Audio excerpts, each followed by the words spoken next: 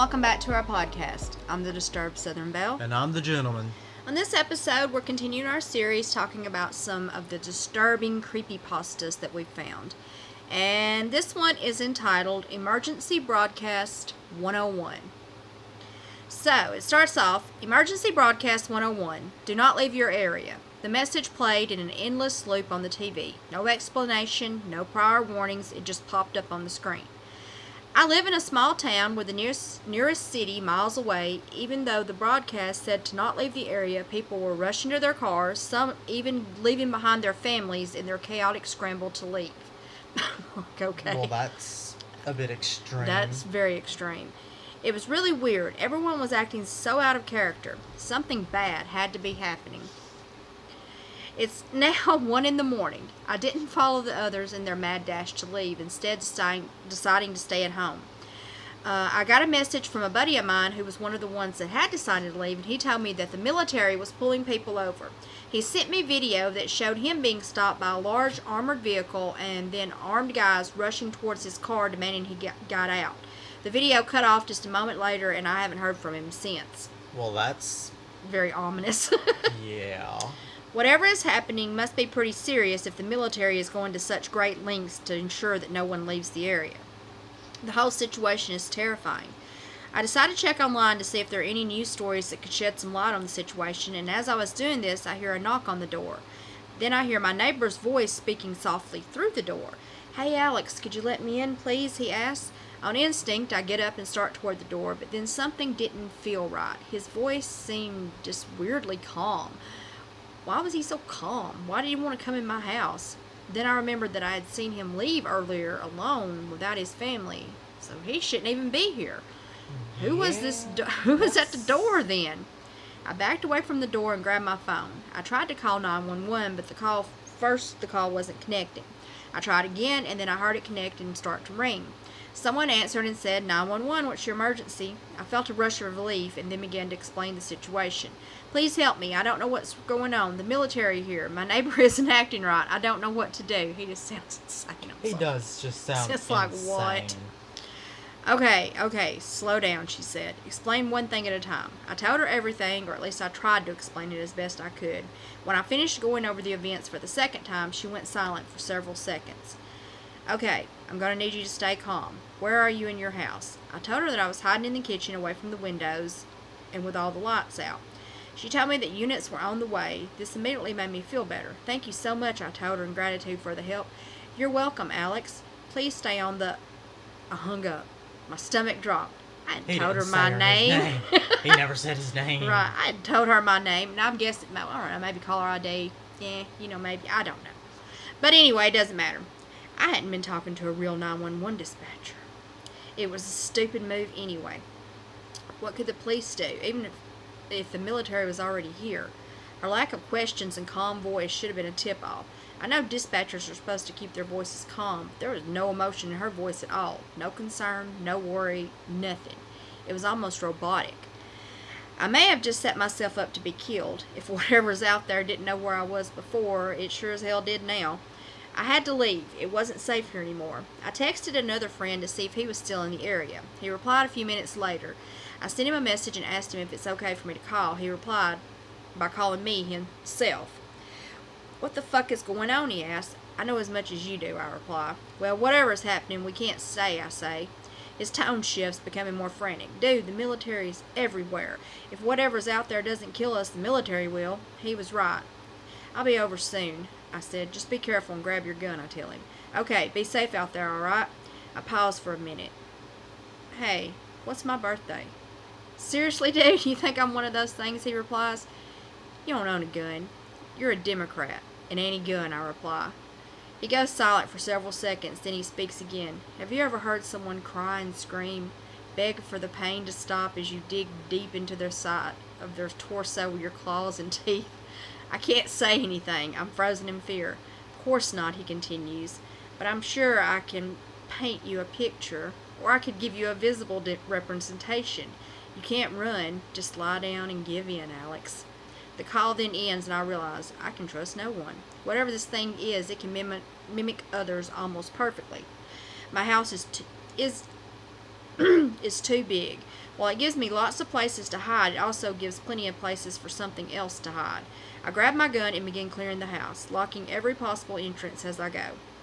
All the blinds are closed and all the lights are out, so nothing should be able to see in. The house is deathly silent. Then I hear a noise outside. An armored vehicle pulls up. I don't know if this is a good thing or a bad thing, so I prepare myself for anything. 2 soldiers jump out of the vehicle and immediately begin shooting at something, though I can't really see what from where I'm standing. Suddenly, something comes up from the rear of the vehicle, and the driver tries to warn the other 2 men that are on the ground, but it was too late. The thing behind them grabs the first soldier, lifts him off the ground, its jaws unhinging. The second soldier spins to fire, but never gets the chance. The creature lunged at him with a speed like the likes of which I have never seen. It moved so fast it was almost like it just teleported to him. He still has the first soldier in it. It still had the first soldier in its grasp. The man screams, thrashing to get away. The creature pulls him towards its gaping jaws and bites his head off. The second soldier got it much worse. The creature forces its fingers inside the man's mouth, forcing it wide, ripping off his jaw. The creature then throws him to the ground, but he's still alive. The creature grabs him then by the ankles and drags him off into the darkness. Ugh, just the thought. I don't think I would be fine there. No, good God. I think I'd probably just give up at that point. Jesus Christ, really, right? I then noticed that the driver was gone, like completely vanished. Maybe the creature got him too during the chaos. The whole thing was over in less than a minute, and I barely even got a look at it. All I can say for sure is that they're tall, like around 9 feet, but that's just an estimate. I felt like I was living in a nightmare. I didn't see a way out, but the vehicle was still running. Maybe that would work. Maybe it might even fool the other soldiers and give me a chance to get away. My dad's old military uniform still hung in his bedroom closet, and I never bothered to throw it away after he passed away. That might work. I could put on the uniform and just blend in. The uniform wasn't going to be an exact replica of the ones the other soldiers were wearing, but it was close, and that was the best I could do for now. I had 2 choices. I could sit in the house and wait to die, or I could try to escape, and yes, maybe die during the attempt, but there was a chance I might get away. I grabbed my... enough. Really, though, I mean, I don't know what else you do after a point, right? Yeah. So I grab my gun, a few supplies, and am getting ready to head to the vehicle when I hear a tapping coming from the kitchen window. My blood runs cold. It won't be so bad. Just open the window. It won't hurt, a voice says. I don't think I trust that. Really, right? I don't reply. I know you're in there. I can feel your heartbeat. I can smell your fear. I crept closer to the window and knelt down. I then cracked the blinds ever so slightly to peek outside. I don't even know if I'd want to see. No. I just feel like, No. I just don't care. But anyway, and immediately regretted my decision. One of the soldiers stood, or at least his torso stood, outside the window. His torso and jaw were somewhat still intact, confirming it was likely the missing driver. His eyes had been gouged out and a portion from the top of his head was missing. His arms and legs had been ripped off, leaving behind the jutting bones. The creature stood hidden in the shadows, holding the soldier's mutilated body in front of him like some grotesque shield. No thanks. For real, right? It was holding the body by its neck, and it clenched its fist, making the body jerk like some kind of twisted puppet. I dropped to the floor and violently vomited. My mind was racing. I had to get out of here. Maybe if I waited, the creature would grow bored and move on. Then I remembered the beast saying it could feel my heartbeat. So then I began to do some breathing exercises, trying to lull myself into a calmer state. Slowly I began to calm, or at least just calm myself as much as anyone could in this type of situation. I decided it was time to go. I grabbed the supplies I'd gathered and made my way out to the side of my house. The front door seemed like a very predictable exit. I put my phone on silent, then shoved it in my pocket. I stepped outside and noticed something in the trees near my house. It was one of the creatures. I wasted no time. I broke into a run. I bolted towards the truck, saying a silent prayer it wouldn't spot me. I made it to the vehicle and miraculously was able to jump inside, pulling the door closed behind me. I put the vehicle in gear and floored it. I flew through the main part of town, clearing it in around 5 minutes. Now, I don't know if that's good or bad because I don't know how big this town is. So, Anyway. I hit the highway at 90 miles an hour, so I'm going to assume he was moving on. The radio was on and was filled with panic and frantic-fueled voices. Then one of the voices mentioned something interesting, something about a book being issued to each soldier, a book that supposedly had more information on these creatures. I gripped the wheel and scanned the vehicle, making sure not to take my eyes off the road for too long. I spotted something lying on the passenger seat. I looked closer and saw that it was a book that is entitled Authorized Use Only Survival Guide Mimics. I had a decision to make: continue my journey and risk running into another one of these creatures completely unprepared, or I could stop briefly and try to read the book in the hopes of getting at least some insight on how I might survive. I figure I had likely drawn their attention, and knowing how fast they were, I decided to put more distance between me and the creatures I'd saw earlier. After driving for another roughly 10 minutes or so, I passed another armored vehicle, and they didn't stop me, which I took as a good sign. I went on a little further and found a place that looked relatively safe and pulled over. I grabbed the manual and began to read. The first few pages were written in the nonsensical way that lets you know that it was written by the government, mainly talking about how the public should not see the contents, yada yada. And then it said, had a section that was interesting that said if a civilian did happen to get their hands on the manual, it was supposed to be played off as a role-play scenario. It also gave instructions on what to do if the person didn't believe this explanation, and that was basically if they were to be eliminated as quietly as possible without being seen. So, okay. So Well, I guess we know what probably happened to all the other people. Exactly. Then came the section with something useful. It read, Threat Level, World Ending, Creature Classification, Mimic. Section 1, Survival. Origins, Unknown. To identify a mimic, use Lorha. L. Listen. Listen to how the person speaks. If the tone is off or lacks human emotion, you may be dealing with a mimic. Pay attention to both large and subtle details in what they say. If anything contradicts the known life of a person they are imitating, or they mention information they should not know, assume you are dealing with a mimic. O. Observe. Watch for unnatural features, including red eyes, elongated limbs, no fingernails, no breathing, no genitalia, missing toes, hairless arms and legs. So that does seem like that would be something you would notice, you know. So, real quick, just a quick interruption here. This reminds me of the little series on YouTube. It's kind of a horror series called The Mandela Catalog. Highly recommend it for people who haven't seen it. It's really good. But, yeah, continue. Okay, so R. Run. If possible, run. Mimics are extremely fast, but fleeing is safer than hiding or engaging. Use zigzag movements. This has been proven to work on newer mimics. Be warned. Older mimics are not fooled by this method. H. Hide. Only hide if escape is impossible. Newer mimics will be the most commonly encountered and are normally easier to evade. However, mimics are designed to hunt. They can hear heartbeats, breathing, and even the subtle clicking of your eyes when they blink. Newer mimics, I know. Newer mimics may overlook you if you are able to remain silent and still. However, older mimics will be able to find you if you remain in the area. Escape, if at all possible. Attack.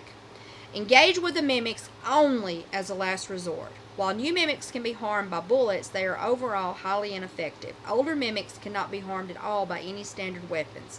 If you are out of options, take your issued pill and lie down. If you believe the mimic will reach you before the pill takes effect, use your gun to dispatch yourself. Well, that's... yeah. Sounds good. So, now Section 2, Information. Newer mimics. Height.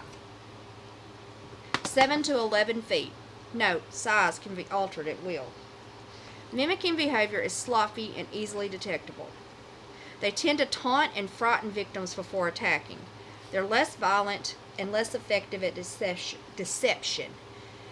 They do not yet understand how to kill effectively. They cannot interfere with signals like phones, radios, or televisions. Fire does appear effective against them, however, they can regenerate. Do not attempt to kill them. Use any injury as a chance to escape. Older mimics. Height, 9 to 15 feet. Note, size can be altered at will. Mimicking is flawless. Near impossible to distinguish from humans. They do not taunt victims. They torture victims before killing. They are extremely violent and have developed a knowledge of human anatomy. They understand how to cause the maximum amount of pain without causing death.